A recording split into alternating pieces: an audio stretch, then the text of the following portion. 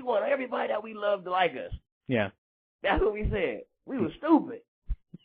I mean, literally, we were like, I don't give a fuck. We just want to make enough record sales so we can make another record. Yeah. That's all we wanted to do. And then when dude, it was crazy, dude. We had a picture of Tretch back in the day, a poster in the Pharcyde Manor. Like, we used to look up to Tretch. And we was doing a show in Atlanta.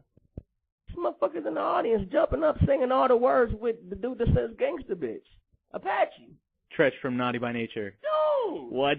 I mean, all our idols. He's one of our idols. This is like KRS-One. We go to Rocksteady Park for Rocksteady's, like, I don't know, 15th, 20th anniversary, and they invite us to come rock.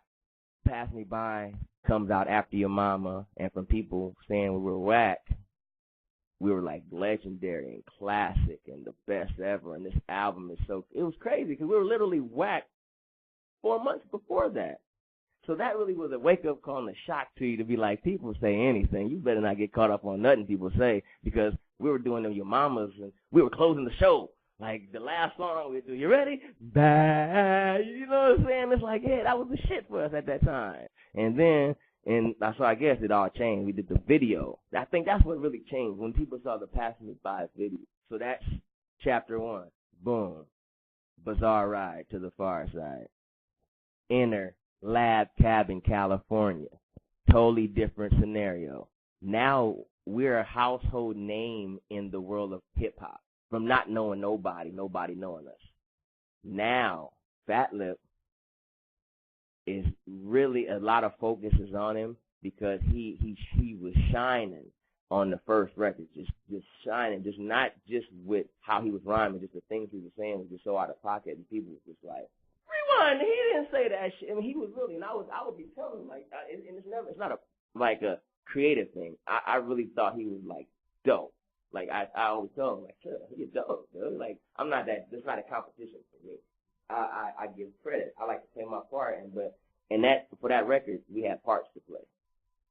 And it was more like a Trey, because Trey had a whole thing going on, too, with the other fishes and that thing. He used to totally, we clicked. We came together. Everybody was totally different, but we came together. But me and Romano were more like in between Trey and Fat Lip. From in my how I see it. Fat Lip was more. Trey was more. Second record kind of changed because it was more like everybody was like, okay, at different times, everybody had different things to do. And it wasn't because it was chosen like that. I keep saying Fat Lip because he had a lot of attention, but he wasn't really into recording. He wasn't really into Dilla. And I'm not saying that to say he wasn't into Dilla. He wasn't into his, like, the beats at the time, because at the time he was making beats. In retrospect, in hindsight, you can always think, oh, how could you not have thought the beats were dope? But at the time, I mean, I can understand how you can hear something, and if you're on some Dr. Dre, at the time, he was a woo groupie. A whoopie. He loved RZA. Yeah. He named his son RZA. He was just really going through personal things. Yeah. And I don't diss him. We all go through it. And it was just happening that he was going through it at a time when we were trying to record a record that we thought was kind of important. Do you guys still communicate with Fat Lip at all? Okay, let me get to that. Okay. So we recorded a whole lot of music at the house. And it was getting to the point where he didn't want to do shows with us. He was missing flights. He would stay at the house. He really didn't like traveling. He liked being at the house, getting faded, and making music. And it just started getting really weird because Trey was really like, man, everybody had their opinion of how things should be. And a lot of weird vibes got generated because, for one, we recorded a whole lot of music. We went to New York, tried to hook up with Q-Tip. Q-Tip introduced us to Dilla. And, well, he was JD. And, I mean, really, go back and check the records. Fat Lip's not on a lot of the Dilla beats. Mm-hmm. And the reason why, and the ones he is on, Dilla, like, took the verses and, like, remixed them and put verses on there. But okay, for instance, Bullshit, the song Bullshit. You gotta get on up. Fat Lip left us in the studio. We was in New York recording in the studio, and he just like, I'm leaving. And he just, and that's why Suave is on it, because Suave was in the studio kicking it, and we was like, whatever, we're just making, but this is what we're doing right now. And it wasn't really a big deal, but when he came back, it was more like, oh man, we should. And it's like, dude, we were doing this now. And that was like the recurring thing that kept happening. Like, it was really, so I'm giving you all the scoop. No, it's good.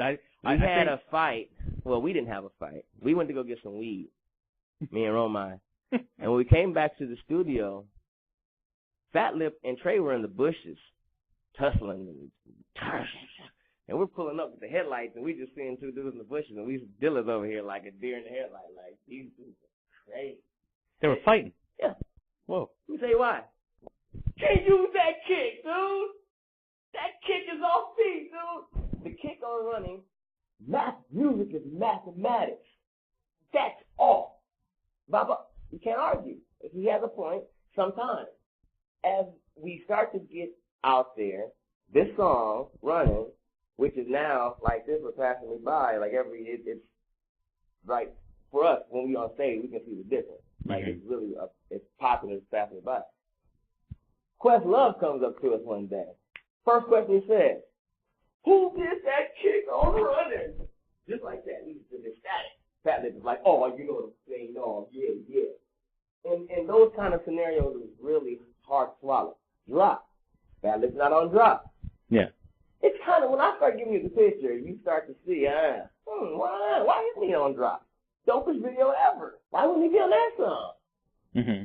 Thought it was what? And he just was listening to the RZA, and his thing was, why don't I sound like that? He wanted his beats to sound like that. Now, it's, I'm sure I'll go through certain things like that, but it just started getting really, really hard for Trey, because Trey's just on this vibes, and, man, I can't be creative. Because Fat Lip was kind of doing, that shit is whack. I don't like it. And there's nothing wrong with it. It's nothing wrong with it. It's just, when the shoe's on the other foot, people don't respond how he responds. Like, they're not going to say, oh, man, that's whack.